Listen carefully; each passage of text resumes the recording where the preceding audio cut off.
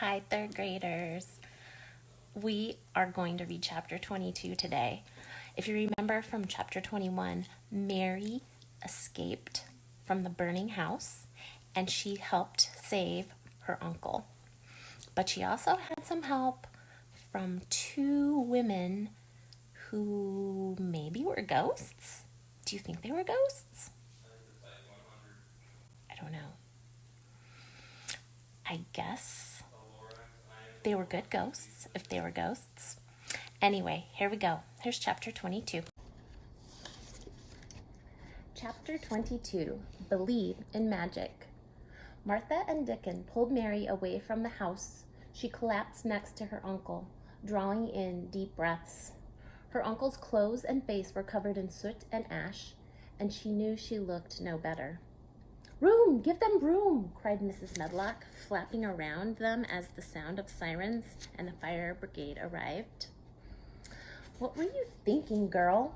That was very, very stupid of you." Mrs. Pitcher scolded Mary, not looking like she knew whether to laugh or cry. "And it was very brave," said Martha, helping Mary to sit up. Mary met Dickon's worried eyes and felt a rush of relief. She'd done it. She'd saved her uncle. Mr. Craven struggled to his feet.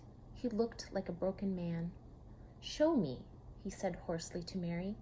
"Show me my son. I need to see him." Mary looked at Dickon, who gave a small nod. "It's this way, sir," Mary said to her uncle. She and Dickon led the way to the ivy-covered gate. Mary glanced at her uncle and saw that his face was rigid. "Colin's in here," she said, pushing back the creepers and turning the gate's handle. As her uncle and Mrs. Medlock stepped into the garden, the sun shone down through the long canopy of yellow laburnum flowers. Mary saw the astonishment on her uncle's and Mrs. Medlock's faces as they walked through the beautiful garden tunnel and out into the garden with its formal flower beds bursting into blooms. "Why, it's beautiful," Mrs. Medlock said wonderingly as she looked around at the overflowing flower beds, the tended trees, and the gravel path that was now free from weeds. "Yes, it's ours," said Mary. She glanced at her uncle, who was staring around in shock at the blooming garden with its riot of flowers. "It was hers, but now I think she wants us to share it." "And he's here?" Her uncle looked at her pleadingly. "Where is he? Where is my son?" "Well, call for him, sir," said Mary encouragingly. Her uncle moved swiftly through the garden. "Colin," he called, pushing plants aside as he searched. "Colin?" Mary, Dickon, and Mrs. Medlock followed.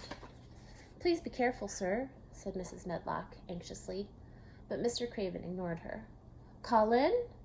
His voice rose. Colin was sitting on the grass by the temple. His sleeves were rolled up. "There," Mary said, pulling her uncle's sleeve and pointing. "Father!" Colin shouted in relief. "You are safe!" Mr. Craven broke into an unsteady run. Mary bounded beside him. He stopped a little way from Colin and stared as if he could not believe his eyes. "I thought I'd lost you," he whispered, his eyes riveted on his son's face. "And of all the places to find you, here, in her garden." He stepped closer, but Colin shook his head. "No, wait. Please, Father." He began to struggle to his knees, and using a stick that Dickon had carved for him, he pulled himself up to his feet. He smiled proudly at his father. Mr. Craven paled. "You're standing, Colin?" Colin nodded and took a step toward his father. He paused and then took another and another step.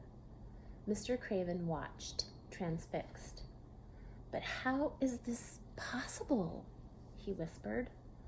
Colin stumbled the last few steps and fell forward into his father's arms. "It's magic," he said as his father grabbed him. Their eyes met. "Secrets."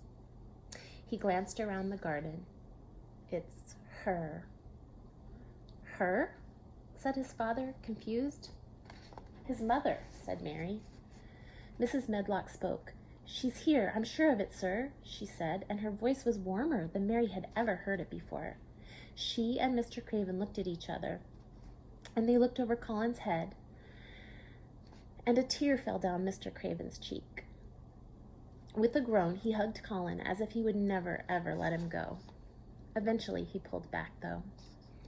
"Forgive me, Colin. I should have visited you more, and then I would have realized that you did not need the medicine. But it was," he swallowed, "too hard for me. I'm sorry. So very sorry." "It's all right, Father," Colin said. His eyes were bright with tears. "I understand. You've been in as much of a prison as I have been." His father looked at him wonderingly. "How is it that we are taught by our own children?" Mary exchanged looks with Dickon. "We have all taught each other," she thought to herself, "and the garden has taught us most of all." Colin's voice became brisk.